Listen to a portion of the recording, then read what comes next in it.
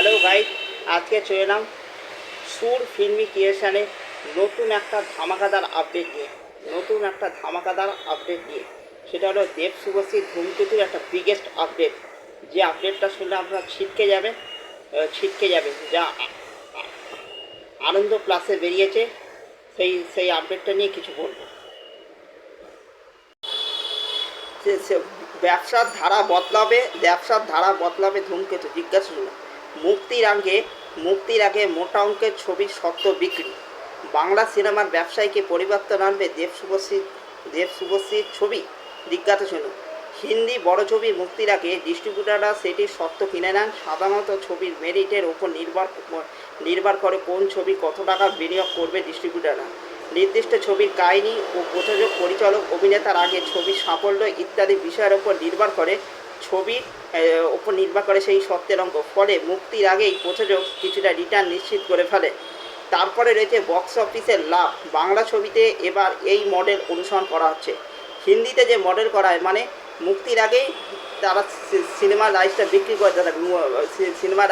করলে সেই তারাটা লাভের টাকা কিছুটা পেয়ে গেলে মানে একটা সিকিউর ব্যাপার স্যাপার হয়ে যায়, যাতে যে ছবি মুক্তি হয়ে কীরকম ব্যবসা করলো কী করলো তার আগে একটা সিকিউর ব্যাপার স্যাপার হয়ে যায়। সেটাই ফার্স্ট টাইম ধূমকেতুর ক্ষেত্রে এটা বাংলায় ফার্স্ট টাইম হতে চলেছে। সেই ধামাকাদার আপডেট আনন্দ প্লাসে জানানো হলো। হ্যাঁ হ্যাঁ আর ধূমকেতু অন্যতম প্রযোজক রানা সরকারের দাবি, এই মডেলে আগে বাংলা ছবি ব্যবসা হয়নি। স্বাধীনতা 2 বছর আগে মুক্তি পাচ্ছে দেব শুভশ্রী অভিনীত ধূমকেতু। নানা জটে প্রায় 9 বছর ধরে আটকে ছিল কৌশিক গঙ্গোপাধ্যায় পরিচালিত এই ছবিটি। মুক্তির খবর প্রকাশিত হওয়ার পরই ছবি ঘিরে উত্তেজনা তুঙ্গে, যার জেরে ছবিটির বক্স অফিস নিয়ে আশাবাদী প্রযোজকরা।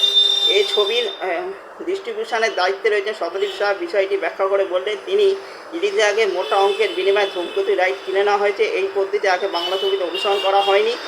ছবিটির ব্যবসা নিয়ে শতাধিক আত্মবিশ্বাসী। সেই কারণেই এই পদক্ষেপটা। ছবি মুক্তির পর সত্যের টাকা উঠে বাদবাকি অংশ প্রযোজক ও ডিস্ট্রিবিউটারের মধ্যে নির্দিষ্ট অনুপাতে ভাগাভাগি হবে, জানালেন শতাধিক। সত্যের আগে অঙ্ক তিনি বা প্রযোজক কেউই স্পষ্ট করতে চাইলেন না। হ্যাঁ, তবে তা কয়েক কোটি টাকা সেই আন্দাজ করা যায়। এর আগেও দেবের ছবি বিপণন সামলেছেন শতাধিক, কিন্তু সেখানে ছবি মুক্তির পর বক্স অফিসে কালেকশনের উপর নির্ভর করে লাভের অঙ্ক সমীকরণ নির্ধারণ করা হয়েছে। উত্তম সুচিত্রার যুগে বা পরবর্তীকালে প্রসেনজিৎ চট্টোপাধ্যায়ের ছবির ক্ষেত্রেও ডিস্ট্রিবিউশনের সত্ত্ব কেনার কথা শোনা যায়। যদিও রানা সরকার, শতদীপ শাহ দুজনেই জোর দিয়ে বলেছে ধূমকেতু এই ব্যবসায়িক মডেলে বাংলায় প্রথম। বাংলা ছবিতে শেষ জনপ্রিয় জুটি দেব শুভশ্রী। তাদের পর আর কোনো জুটি সেভাবে তৈরি হয়নি টালিগঞ্জে।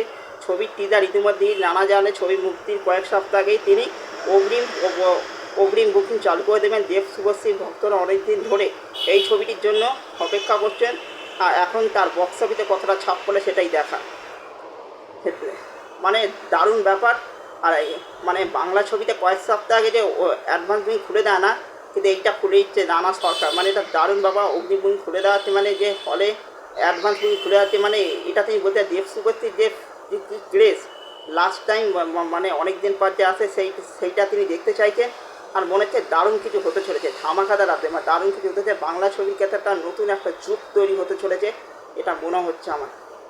দারুণ একটা ব্যাপার, মানে দারুণ একটা ব্যাপার বলা যেতেই পারে। মানে রিলিজের আগে মোটা অঙ্কের বিনিময়ে ধূমকেতু রাইটস কিনে নেওয়া, সেটা দারুণ ব্যাপার। মানে হিন্দিতে যে ব্যাপার স্যাপার ঘটে সেই ব্যাপার স্যাপারই বাংলাতে ঘটতে চলেছে।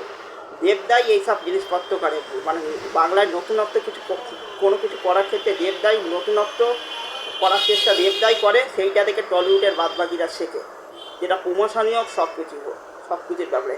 এটা দারুণ আপডেট ছিল, ধামাকাদার আপডেট ছিল। এটা আপনাদের সাথে শেয়ার করি না।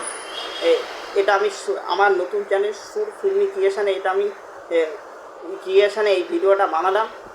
প্লিজ এই ভিডিওটা দেখুন, শেয়ার করুন আর সাবস্ক্রাইব করে নিন। এই ছিল দেব শুভশ্রীকে নিয়ে ধূমকেতু ধামাকাদার আপডেট আনন্দ প্লাসে, সেটাই আপনাদের কাছে শেয়ার করি। এই ছিল আমার মূল কথা আর মূল বক্তব্য।